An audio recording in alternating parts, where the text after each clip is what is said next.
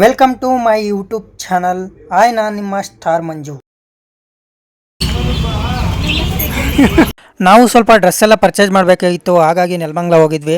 ಅಬ್ಬಬ್ಬಾ, ಈ ladies dress purchase ಮಾಡಬೇಕು ಅಂದರೆ ಸಾಕಾಗುತ್ತೆ ಗುರು. ಏನು ಒಂದಾ ಎರಡಾ, ಎಷ್ಟು ಅಂಗಡಿ ತಿರುಗಿಸಿದ್ದಾರೆ ಅಂದರೆ. ಯಾಕೆ ಅಂತ ಕೇಳ್ತೀರಾ ಡ್ರೆಸ್ ಶಾಪಿಂಗು? ಈ ವಿಡಿಯೋ ಫುಲ್ ನೋಡಿ. ಸ್ಯಾರಿ ಶಾಪಿಂಗ್ಗೆ ಅಂತ ಹೋದ್ವಿ.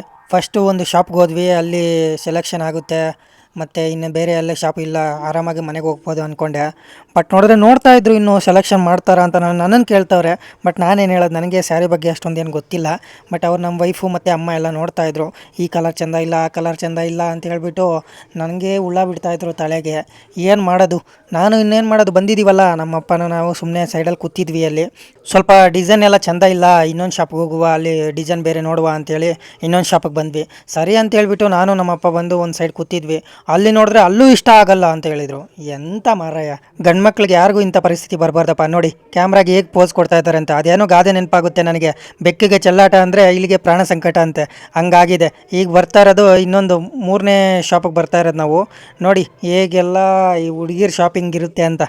ಇಲ್ಲಾದರೂ ಸೆಲೆಕ್ಷನ್ ಆಗಲಿ ಅಂತ ದೇವರಲ್ಲಿ ಕೇಳ್ಕೊತೀನಪ್ಪ. ಎಲ್ಲ ಹುಡುಗರು ಹೇಳ್ತಿದ್ರು ಫಸ್ಟು, ಈ ಹುಡುಗಿರ ಜೊತೆ ಶಾಪಿಂಗ್ ಹೋದರೆ ಕತೆ ಮುಗೀತು ನಿಮ್ಮದು ಅಂತ. But first experience is best experience ಅಂತಾರಲ್ಲ, ಹಂಗೆ ನನಗೆ ಇವತ್ತಂತೂ ಎಕ್ಸ್ಪೀರಿಯೆನ್ಸ್ ಆಯಿತು. ಅಪ್ಪ ಈ ಸೆಲೆಕ್ಷನ್ ಅಂದರೆ ತಲೆ ತಿಕ್ಕಿ ಹಿಡಿದೋಗುತ್ತೆ. ಆ ಸೆಲೆಕ್ಷನ್ ಮಾಡೋರಿಗಿಂತ ಅವ್ರ ಜೊತೆ ಹೋಗಿರ್ತಾರಲ್ಲ ಅವ್ರಿಗೆ ಭಾರಿ. ಈ ಫೋಸ್ ಮಾತ್ರ ಕೊಡೋದೈತಲ್ಲ, ಫೋಟೋಗೂ ವೀಡಿಯೋಗೆ ಫೋಸ್ ಸಖತ್ತಾಗಿ ಕೊಡ್ತಾರೆ. ಅಲ್ಲೂ ಸೆಲೆಕ್ಷನ್ ಆಗಿಲ್ಲ. ಈಗ ಇನ್ನೊಂದು ಶಾಪ್ಗೆ ಹೋಗ್ತಾ ಇದ್ದೀವಿ, ಬನ್ನಿ ಇಲ್ಲಾದರೂ ಸೆಲೆಕ್ಷನ್ ಆಗುತ್ತಾ ನೋಡೋಣ. ಆ ಶಾಪ್ ಹತ್ರ ಬಂದು ನೋಡಿದ್ರೆ ತುಂಬಾ ರಶ್ ಇದ್ದು. ಆ ರಶ್ಶಲ್ಲಿ ನಮ್ಮ ವೈಫು ಕನ್ನಡಿಯಲ್ಲಿ ಚೆಕ್ ಮಾಡ್ತಾಯಿದ್ರು, ಯಾವ ಸ್ಯಾರಿ ಚೆಂದ ಇದೆ ಅಂತ ಹೇಳ್ಬಿಟ್ಟು ನನ್ನನ್ನು ಕೇಳಿದ್ರು. ನಾನು ಯಾವುದೋ ಒಂದು ತಗೋ ಅಂತ ಹೇಳಿದೆ. ಎಷ್ಟು ಅಂಗಡಿ ಅಂತ ತಿರ್ಗೋದು. ಅದೇ ಟೈಮ್ಗೆ ನಮ್ಮ ಅಪ್ಪನೂ BP ರೈಸ್ ಆಗಿದ್ದರು. ಬಂದುಬಿಟ್ಟು ನೋಡಮ್ಮ ಇದು ಚೆಂದ ಇದೆ ತಗೊಳಮ್ಮ ಅಂತ ಹೇಳ್ತಾಯಿದ್ರು. ಯಾಕಂದರೆ ಅವ್ರಿಗೆ ಅಂಗಡಿ ಸುತ್ತು ಕಾಲು ನೋವು ಬಂದು ಕುತ್ಕೊಂಡು ಇನ್ನೇನು ಮಾಡ್ತಾರೆ, ಇದು ಚೆಂದ ಇದೆ ತಗೊಳಮ್ಮ ಅಂತ ಅವರೇ ಬಂದು ಸೆಲೆಕ್ಷನ್ ಮಾಡಿದ್ರು. ಅಲ್ಲಿ ನೋಡಿದ್ರೆ ಅಲ್ಲೂ ಸೆಲೆಕ್ಷನ್ ಆಗಿಲ್ಲ. BP ರೈಸ್ ಮಾಡ್ಕೊಂಡು ಇನ್ನೊಂದು ಶಾಪ್ಗೆ ಹೋದ್ವಿ. ನನ್ನ ವೈಫ್ಗೆ ಮನೇಲಿದ್ದಾಗ ಕೇಳ್ತಿದ್ದೆ, ನಿಮ್ಗೆ ಯಾವ ಕಲರ್ ಎಲ್ಲ ಚೆಂದ ಕಾಣಿಸ್ತದೆ ಅಂತ. ಅವಾಗ ಹೇಳ್ತಿದ್ರು, ನಾನು ಚೆಂದ ಅಲ್ವಾ, ಹಾಗೆ ನನಗೆ ಯಾವ ಕಲರ್ ಆದರೂ ಚೆಂದ ಕಾಣಿಸ್ತದೆ, ಹಾಗೆ ಸೆಲೆಕ್ಷನ್ ಮಾಡಿಬಿಡ್ತೀನಿ ಅಂತ. ಇಲ್ಲಿ ನೋಡಿದ್ರೆ ಗೊತ್ತಾಗ್ತಿದೆ, ಈ ಸುಮ್ಮನೆ ಹೇಳಲ್ಲ ದೊಡ್ಡವರು, ಈ ಶಾಪಿಂಗ್ಗೆ ಹುಡುಗಿರ್ನ ಮಾತ್ರ ಕರ್ಕೊಂಡು ಹೋಗ್ಬಾರ್ದು ಅಂತ. ಈ ಶಾಪಲ್ಲೂ ಸೆಲೆಕ್ಷನ್ ಆಗಲ್ಲ ಬಿಡು ಗೋಯಿಂದ ಅಂತ ಹೇಳ್ಬಿಟ್ಟು ಬೇಜಾರಲ್ಲಿ ಇದ್ವಿ ನಮ್ಮಪ್ಪ ನಾನು. ನೋಡಿದ್ರೆ ಲಾಸ್ಟಿಗೆ ಸೆಲೆಕ್ಷನ್ ಮಾಡಿಬಿಟ್ರು. ನನಗಂತೂ ತುಂಬಾ ಖುಷಿ ಆಯಿತು. ಅಪ್ಪಪ್ಪ ಅಂತೂ ಇಂತೂ ಸೆಲೆಕ್ಷನ್ ಮಾಡಿದ್ರಲ್ಲ ಅಂತ. ಮತ್ತು ಸ್ವಲ್ಪ ಸೈಬರ್ ಹತ್ರ ಕೆಲಸ ಇತ್ತು, ಹಾಗಾಗಿ ಸೈಬರ್ ಹತ್ರ ಬಂದ್ವಿ, ನಮ್ಮ ಪೃಥ್ವಿ ಸೈಬರ್ ಹತ್ರ. ಹಾಗೆ ಅಲ್ಲಿ ಸ್ವಲ್ಪ ಕೆಲಸ ಎಲ್ಲ ಮುಗಿಸ್ಕೊಂಡು ಮತ್ತೆ ಏನಾದರೂ ಸ್ನ್ಯಾಕ್ಸ್ ತಿನ್ಬೇಕು ಅನ್ನಿಸ್ತು. ಹಾಗೆ ನಮ್ಮ ಫ್ಯಾಮಿಲಿ ಎಲ್ಲ ಅಲ್ಲಿ ಕುತ್ಕೊಂಡು ಗೋಬಿ ಆರ್ಡ್ರ್ ಮಾಡಿದ್ವಿ. ನನಗೆ ಈ ಗೋಬಿ ಅಂದರೆ ಇಷ್ಟ ಅಲ್ವಾ, ಹಾಗೆ ನಮ್ಮ ನೆಲಮಂಗಲ ಬಸ್ ಸ್ಟ್ಯಾಂಡ್ ಆಪೋಸಿಟ್ ಹತ್ರ ಇರೋ ಗೋಬಿ ಆರ್ಡ್ರ್ ಮಾಡಿದ್ವಿ.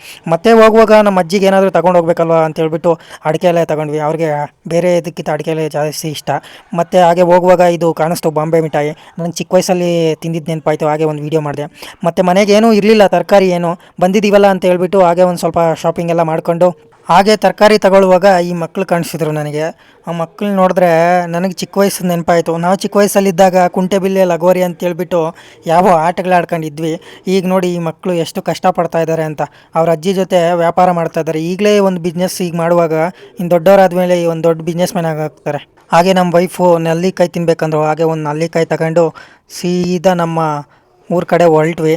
ಅಲ್ಲಿ ನೋಡಿದ್ರೆ ಕುಣಿಗಲ್ ಬೈಪಾಸ್ ಹತ್ರ ತುಂಬಾ ಟ್ರಾಫಿಕ್ ಜಾಮ್ ಆಗಿತ್ತು. ಮುಂಚೆ ಟ್ರಾಫಿಕ್ ಸಿಗ್ನಲ್ ಟೈಮಿಂಗ್ಸ್ ಹಾಕಿದ್ರು, ಈಗ ಯಾಕೋ ತೆಗೆದುಬಿಟ್ಟವ್ರೆ. ಹಾಗೆ ನಿದ್ದೆ ಮಾಡ್ತಾಯಿದ್ರು ಅವರು ಹೋಗುವಾಗ. ಮತ್ತು ನಾನು ಡ್ರೈವ್ ಮಾಡಿಕೊಂಡು ಸೀದಾ ಮನೆ ಹತ್ರ ಫ್ಯಾಮ್ಲಿನೆಲ್ಲ ಬಿಟ್ಟು ಮತ್ತೆ ಯಾಕೋ ಡಿಮಾರ್ಟ್ಗೆ ಹೋಗಬೇಕು ಅನ್ನಿಸ್ತು. ತುಂಬ ದಿವಸ ಆಯಿತು ಡಿಮಾರ್ಟ್ಗೆ ಹೋಗಿ. ಹಾಗೆ ಒಂದು ರೌಂಡ್ ಹೋಗಿ ಬರುವ ಅಂತ ಹೇಳ್ಬಿಟ್ಟು ನಾನು ಡಿಮಾರ್ಟ್ ಕಡೆ ಹೊರಟೆ.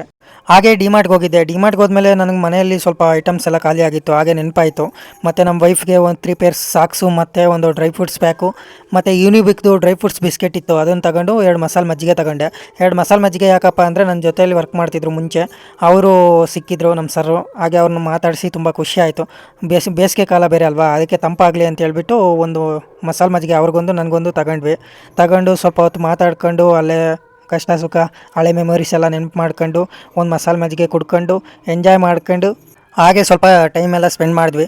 ಮತ್ತು ಮನೆಯಿಂದ ಬೇರೆ ಕಾಲ್ ಬಂತು, ಏನಿನ್ನೂ ಟೈಮ್ ಆಯಿತು ಇನ್ನೂ ಬಂದಿಲ್ಲ ಮನೆಗೆ ಅಂತ. ಸಂಸಾರ ಕಟ್ಕೊಂಡ್ಮೇಲೆ ಇವೆಲ್ಲ ಕಾಮನ್ ಅಲ್ವಾ, ಹಂಗಾಗಿ ಅವ್ರಿಗೂ ಸ್ವಲ್ಪ ಜವಾಬ್ದಾರಿ ಇರುತ್ತೆ. ಮತ್ತು ಸರಿ ಸರ್ ನಾನು ಬರ್ತೀನಿ ಅಂತ ಹೇಳ್ಬಿಟ್ಟು ಬಾಯ್ ಹೇಳಿ ನಾನು ಸೀದಾ ಮನೆ ಕಡೆ ಹೊರಟೆ. ಇದಾಗಿತ್ತು ಇವತ್ತಿನ ಲಾಗು. ಯಾರೆಲ್ಲ ನಾನು ವೀಡಿಯೋ ನೋಡಿ ಸಬ್ಸ್ಕ್ರೈಬ್ ಮಾಡಿದೆ ಸುಮ್ಮನೆ ಇದ್ದೀರಾ, ಈ ವಿಡಿಯೋನ ಸಬ್ಸ್ಕ್ರೈಬ್ ಮಾಡ್ಕೊಳ್ಳಿ. ಹಾಗೆ ಇದೇ ಥರ ಕಂಟೆಂಟ್ ವೀಡಿಯೋಸ್ಗಾಗಿ ನನ್ನ ಅಕೌಂಟ್ನ ಫಾಲೋ ಮಾಡಿ, ಹಾಗೆ ಇನ್ಸ್ಟಾಗ್ರಾಮಲ್ಲೂ ಫಾಲೋ ಮಾಡಿ. ಈ ಒಂದು ಚಿಕ್ಕ ಪ್ರಯತ್ನಕ್ಕೆ ನಿಮ್ಮ ಸಪೋರ್ಟ್ ಇರುತ್ತೆ ಅಂತ ಅಂದ್ಕೊತಾ ಇದ್ದೀನಿ. ನೀವೆಲ್ಲ ನಮ್ಮ ಸ್ಟಾರ್ಸು.